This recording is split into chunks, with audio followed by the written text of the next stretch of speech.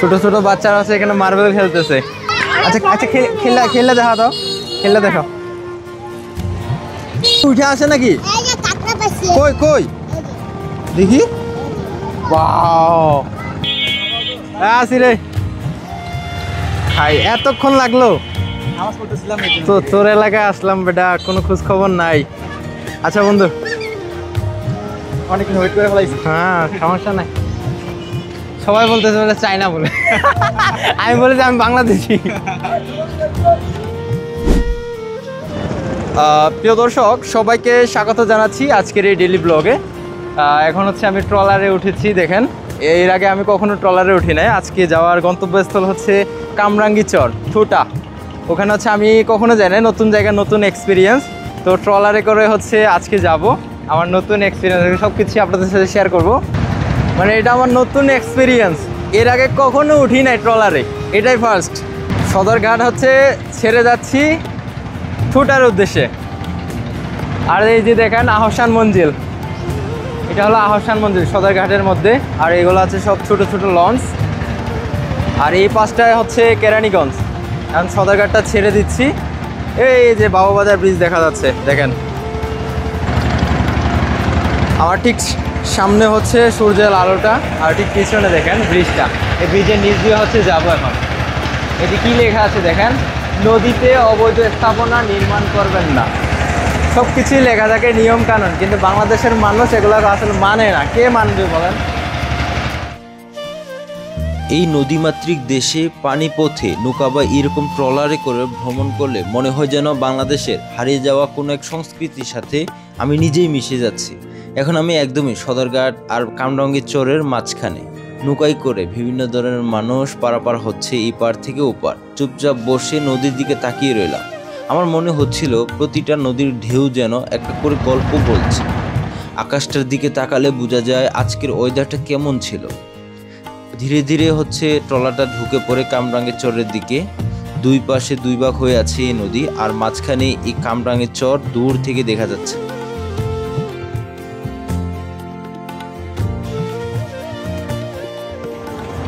এটা কামরাঙ্গীচর না? ট্রলারে করে যাদের সাথে আসছিলাম তারা আমাকে কৌতূহলবশত ইংরেজিতে প্রশ্ন করতেছিল। আমি কিছুটা হেসে হচ্ছে উত্তর দিলাম, আমি ভাই বাংলাদেশি। বাংলাদেশি ভাই। ভাড়া কত ভাই? আমার নাম এডিশন ত্রিপুরা। তা আমার নামে হচ্ছে ব্লগের নামটা আর কি, চ্যানেলের নামটা। ফেসবুকে ছাড় দিলে পাবেন।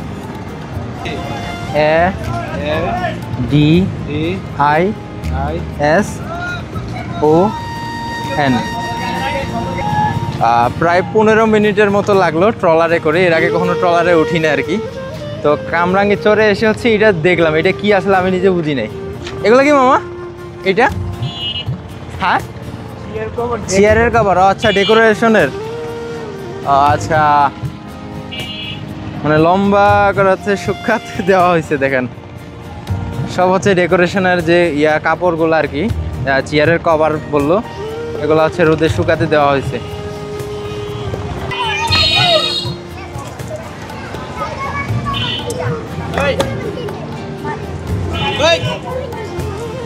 দেখছেন ছোট ছোট বাচ্চারা কিভাবে মার্বেল খেলতেছে। এগুলো দেখে আসলে ছোটবেলার কথা মনে পড়ে যায়। আসলে আমরা তো প্রচুর খেলতাম আগে।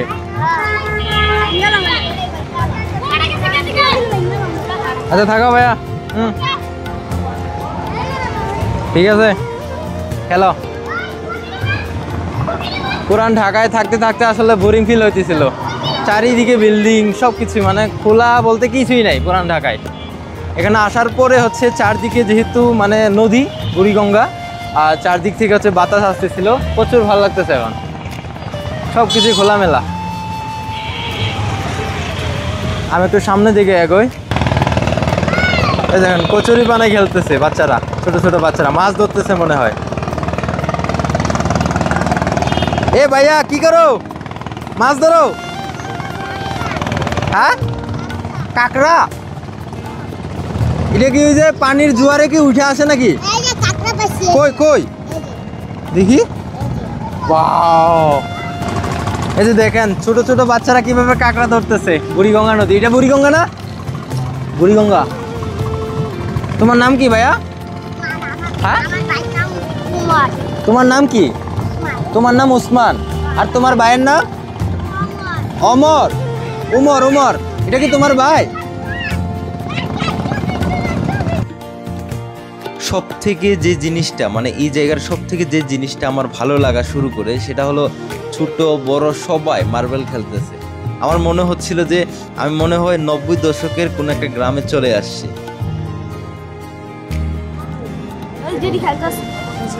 এটা তো কম মার্বেল কয়, বিরিং কও তোমরা, এটা বিরিং কও। আচ্ছা, মানে ওইখানে খেললে যেগুলো পয়রা যায় ওগুলো তোমরা কালেকশন করো।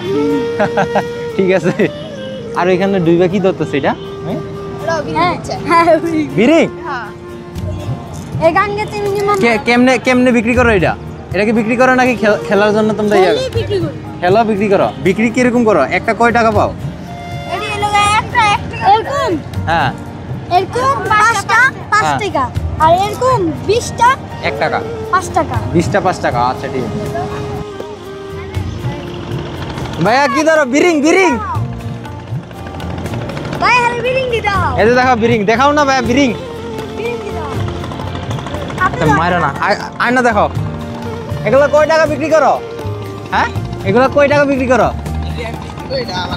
তুমি খেলার লাগা? খেলার লাগা? আচ্ছা দেখো তো। ওরে ঠিক আছে, আমরা তো এটা মার্বেল বলি, তোমরা এটা বিরিং বলো।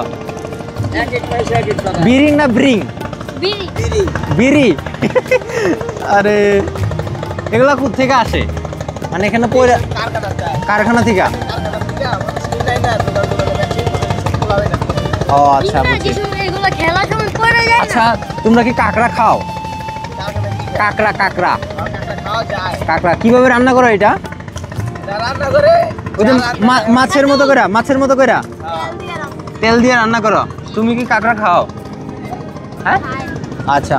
এখানে তো প্রচুর কাঁকড়া পাই দেখতেছি, প্রচুর পাওয়া যায় না? আর মাছ পাওয়া যায় না?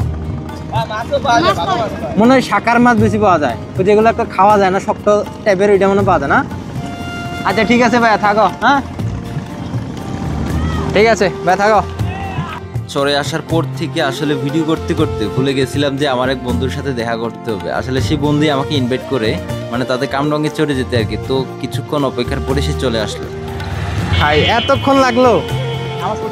তো তোর এলাকায় আসলাম বেটা, কোনো খোঁজ খবর নাই। আচ্ছা বন্ধু, অনেকক্ষণ ওয়েট করে ফেলাইছি। হ্যাঁ সমস্যা নাই, আমি এই জায়গায় আইসা প্রথম ভিডিও করে লেছি বেটা।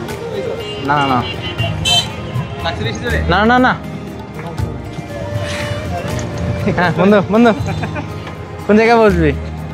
সামনে চল। তোদের এরিয়া বেটা অনেক সুন্দর, সবাই দেখি মার্বেল খেলতেছে। হ্যাঁ মার্বেল খেলতেছে, কাঁকড়া ধরতেছে, আসলে অনেক সুন্দর বেটা। কত সময় ছিল এখানে? প্রায় আধা ঘন্টা ছিলাম। আধা ঘন্টা হয়ে গেছে। হ্যাঁ হ্যাঁ, সবাই বলতেছে বলে চাইনা বলে। আমি বলি যে আমি বাংলাদেশি। মাছ ধরতেছে বড়শি। দেখা হওয়ার পরে হচ্ছে আড্ডা দিতে দিতে মানে বন্ধু আমাকে নিয়ে গেল একটা স্ট্রিট ফুড দোকানে। 2টা বার্গার অর্ডার দিল, দুইজনে হচ্ছে খেতে শুরু করলাম। অনেক মজা ছিল আসলে। আর বন্ধু হচ্ছে আমাকে একটা মেলায় নিয়ে যায়, তারপর তার বাইকে করে। তাদের এলাকায় নাকি মেলা হচ্ছিল। বন্ধু এই জায়গায় এত ক্রাউড কেন? এইখানে হলো তোমার মানুষ সবসময় একটা মেলার মতো ভাইব পায়, সবাই ঘুরতে আসে। ঘুরতে আসার পর মনে করো সবচেয়ে বেশি থাকে হলো তোমার ভিড় থাকে হলো শুক্রবার। শুক্রবার এখানে মেলাও বসে। এই যে ভিতরে তোমার একটা মেলা আছে, মেলা হইতেছে এখনো, দেখতে এখানে দেখেন জুলাই মেলা চলতেছে। এটা তো কামরাঙ্গি চর না বন্ধু? ভিতরে যাবো না, থাক।